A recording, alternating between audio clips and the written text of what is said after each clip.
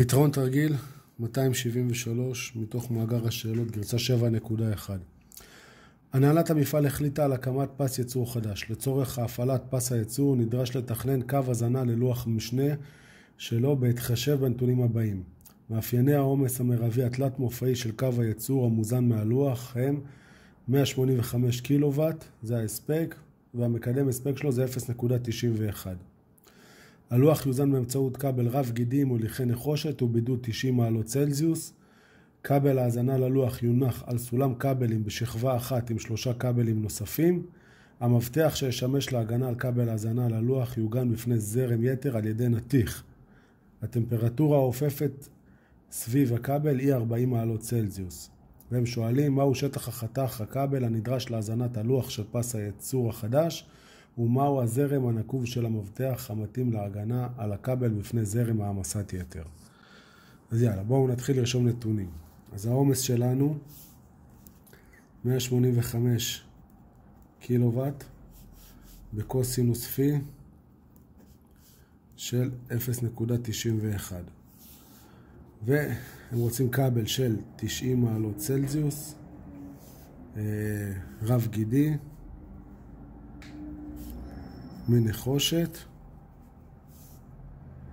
בואו נראה, הוא יונח על סולם כבלים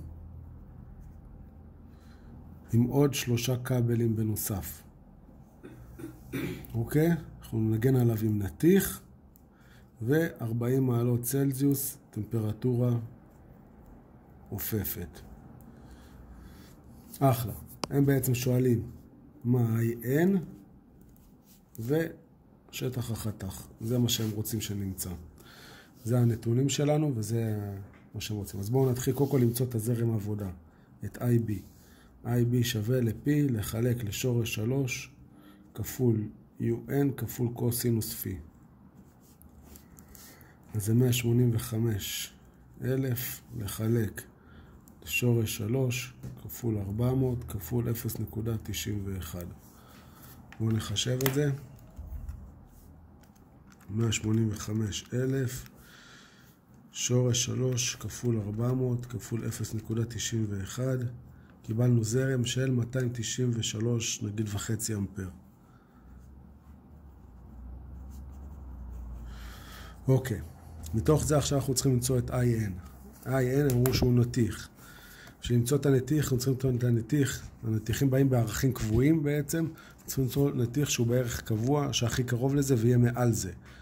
כי לפי התקנות, הפרק של העמסה והגנה על מוליכים וכבלים, אנחנו בעצם עובדים לפי העניין של הנוסחה של IB קטן שווה ל-IN קטן שווה ל-IZ תג. זה הבסיס שאיתו אנחנו כל הזמן עובדים. אז כשנמצוא את הנתיך הזה, יש לנו בעמוד 138 רשימה של גדלים שמבטיחים, אמנם זה רשימה של מעזים, אבל היא עדיין רלוונטית, ואנחנו יכולים לראות שהנתיך שיהיה הכי קרוב יהיה 315 אמפר.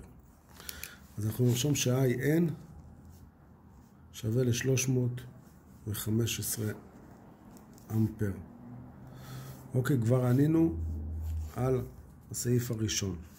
מפה אנחנו ממשיכים. כאשר יש לנו הגנה באמצעות נתיך, אז אנחנו צריכים בעצם להכפיל את הזרם.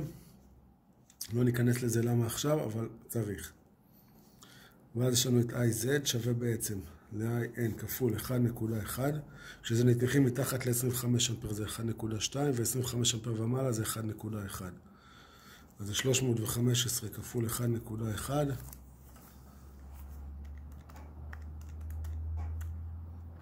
זה לנו 346.5 אמפר.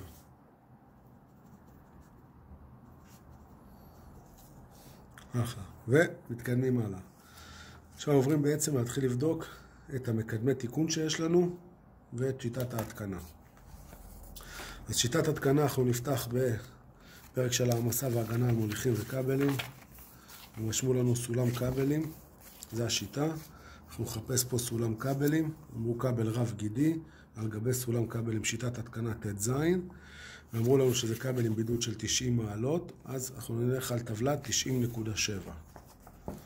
אפשר לרשום שיטת התקנה TZ, טבלה 90.7, שלא נשכח. לפני שאנחנו עוברים לטבלה עצמה, אנחנו צריכים קודם כל להתייחס למקדמי תיקון. אז ככה, מקדמי תיקון, יש לנו כמה. יש לנו מקדם תיקון ראשון, טמפרטורה אופפת של האוויר. אוקיי, זו טבלה אחת. ואמרו לנו שזה 40 מעלות. 40 מעלות, כאשר זה בידוד 90 מעלות, המקדם זה 0.95. אז המקדם הראשון שלנו זה K1, זה 0.95. נמשיך למקדם השני. המקדם השני זה בעצם כמה כבלים ביחד על גבי הסולם כבלים. ושזה אנחנו נלך לטבלה 4, ואנחנו נראה, נחפש פה סולם כבלים, זה הטבלה, פרמטר פה 5, ויש לנו 3 כבלים, אבל הכבל שלנו זה הכבל הרביעי בעצם, אז יוצא לנו כבר 4, אז אנחנו לוקחים מקדם 0.8, אז מקדם K4 יהיה 0.8. עכשיו זה השתי מקדמים שיש לנו, ואיתם אנחנו ממשיכים הלאה בעצם. אז אנחנו עכשיו צריכים למצוא את IZ tag. IZ tag שווה ל-IZ לחלק ל-K1 כפול K4, שזה יוצא K total כל המקדמים שלנו. יוצא 346.5 לחלק ל-0.95 כפול 0.8. ובואו נראה מה היה ה-IZ tag שלנו, מה היה הזרם. 346.5 נחלק ל-0.95 כפול 0.8 וקיבלנו זרם של 455, אפשר לעגל את זה אפילו 456 אמפר. אוקיי? זה ה-IZ tag. לפי הזרם הזה אנחנו בעצם עכשיו ניגשים לטבלה. זה טבלה 90.7 בפרק של העמסה והגנה על מוליכים וכבלים.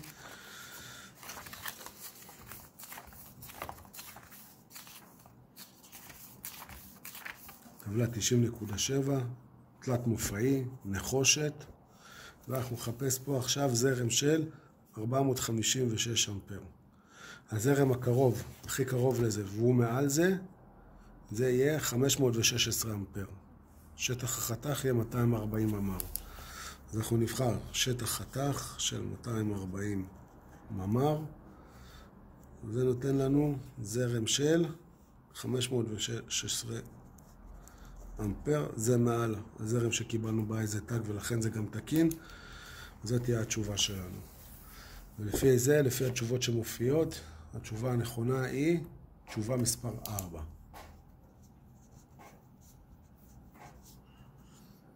שעה היינו 315, כמו שמצאנו פה, והשטח חתך הוא 240 ממ"ר. זהו, זה סוף התרגיל.